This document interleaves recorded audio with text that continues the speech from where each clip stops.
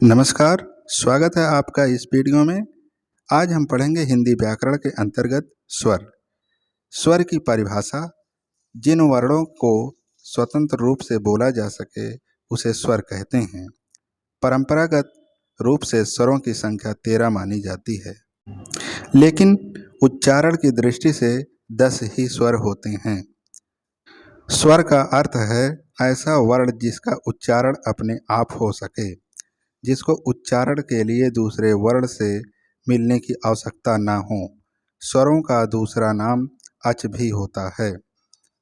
उच्चारण के आधार पर स्वर: आ, ई, उ, ए, ओ, आदि।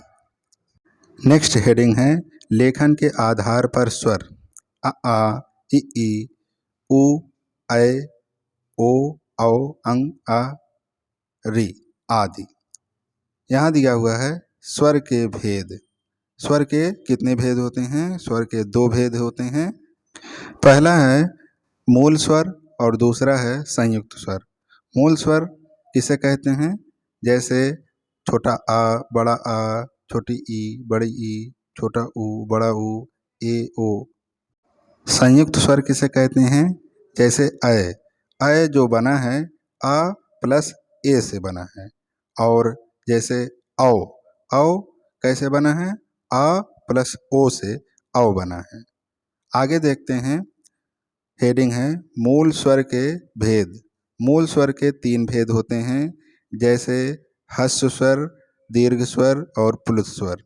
ह्रस्व स्वर किसे कहते हैं? ह्रस्व स्वर जिन स्वरों के उच्चारण में कम से कम समय लगता है उन्हें ह्रस्व स्वर कहते हैं।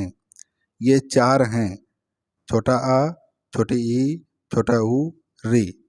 री की मात्रा आप लोग जानते हैं किस तरीके से लगाई जाती है, तथा उच्चारण री की रा पे छोटी एक मात्रा की तरह होता है। इन्हें मूल स्वर भी कहते हैं। दीर्घ स्वर किसे कहते हैं? दीर्घ स्वर जिन स्वरों के उच्चारण में ह्रस्व स्वरों से दुगना समय लगता है उन्हें दीर्घ स्वर कहते हैं। सरल शब्दों में यह कहें कि जिन स्वरों में उच्चारण में अधिक समय लगता है उन्हें दीर्घ स्वर कहते हैं। दीर्घ स्वर कितने होते हैं? दीर्घ स्वर 7 होते हैं, जैसे बड़ा आ, बड़ी ई, बड़ा ऊ, ए, ऐ, ओ, औ। दीर्घ स्वर 2 शब्दों के योग से बनते हैं, जैसे बड़ा आ प्लस आ मिलकर बड़ा आ बना है। बड़ी ई कैसे बना है? छोटी ई फिर छोटी ई मिलकर बड़ी ई बना है। और बड़ा ऊ, छोटा ऊ प्लस छोटा ऊ मिलकर बड़ा ऊ बना है। ए कैसे बना है? छोटा आ प्लस छोटी ई मिलकर ए बना है। ऐ कैसे बना है? छोटा आ प्लस ए मिलकर ऐ बना है। ओ कैसे बना है? छोटा आ प्लस छोटा ऊ मिलके ओ बना है। और औ कैसे बना है? आ छोटा प्लस ओ मिलकर औ बना है। प्लुत स्वर जिन स्वरों के उच्चारण में दीर्घ स्वरों से भी अधिक समय लगता है उन्हें प्लुत स्वर कहते हैं। प्रायः इनका प्रयोग दूर से बुलाने में किया जाता है। सरल शब्दों में जिन स्वरों के उच्चारण में तिगुना समय लगे उन्हें प्लुत स्वर कहते हैं। इसका चिन्ह ऐसे बना होता है। इसका प्रयोग अक्सर पुकारते समय किया जाता है, जैसे सुनो, राम, ओम। इस तरीके से प्लुत स्वर का उपयोग किया जाता है। हिंदी में साधारणतः प्लुत का प्रयोग नहीं होता है।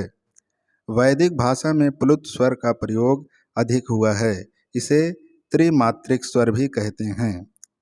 दोस्तों, आज का वीडियो यहीं समाप्त होता है। दोस्तों, हमें आशा है यह वीडियो आपके लिए काफ़ी हेल्पफुल रही होगी। तो दोस्तों, वीडियो को लाइक करके, चैनल को सब्सक्राइब करके आप हमारे यूट्यूब फैमिली का हिस्सा बने। पूरा वीडियो देखने के लिए धन्यवाद। फिर मिलते हैं नेक्स्ट वीडियो में।